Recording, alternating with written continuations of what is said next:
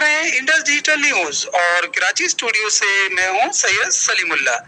خبر ہے کراچی سے، جہاں جماعت اسلامی نے بلوچستان کے سیلاب زدگان کی امداد کے لیے جگہ جگہ کیمپ لگایا ہے اور سیلاب زدگان کی بھرپور مدد اور تعاون کر رہی ہے۔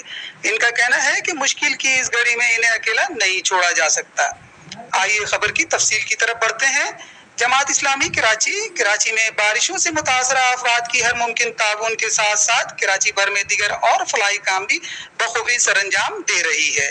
ان تمام مصروفیات اور سرگرمیوں کے ساتھ ساتھ جماعت اسلامی کراچی کے امیر حافظ نعیم الرحمان کی ہدایت پر بلوچستان کے سیلاب زدگان اور اپنے بلوچی بھائی بہنوں کو تنہا نہ چھوڑنے کا عزم کرتے ہوئے اس کڑے وقت میں ان کے لیے خوراک اور ضروری اشیاء کی فوری فراہمی کے لیے میدان عمل میں مصروف ہے۔ کراچی کے تمام ہی اضلاع میں سیلاب زدگان بلوچستان کے لیے خصوصی کیمپ لگائے گئے ہیں۔ خوراک اور ضروری اشیاء سرف سے بھرے کئی ٹرک اور گاڑیاں بلوچستان کے سیلاب زدگان کی مدد کے لیے روانہ کر دی گئی ہیں۔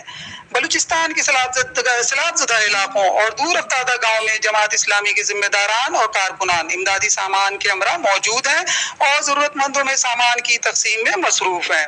اس ضمن میں اورنگی ٹاؤن کے مختلف علاقوں میں بھی امدادی کیمپ لگائے گئے، جن میں سے ایک چشتی نگر سیکٹر 11.5 بادشانی بیکرز کے سامنے بھی ایک کیمپ لگایا گیا ہے۔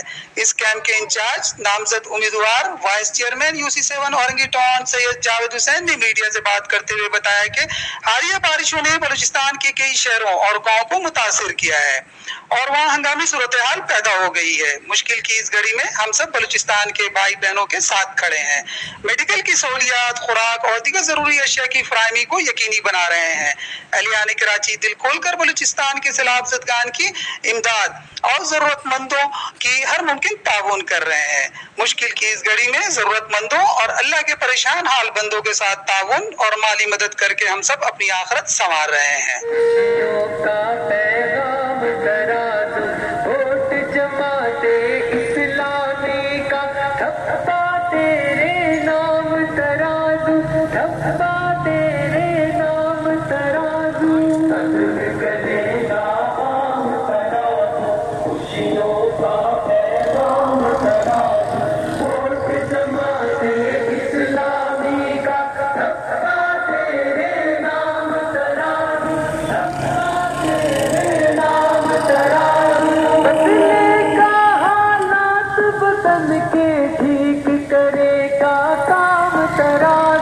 بدلے گا حالات بدل کے ٹھیک کرے گا کام ترازو، لائے گا اس ملک میں لوگوں دستور اسلام ترازو، عدل کرے گا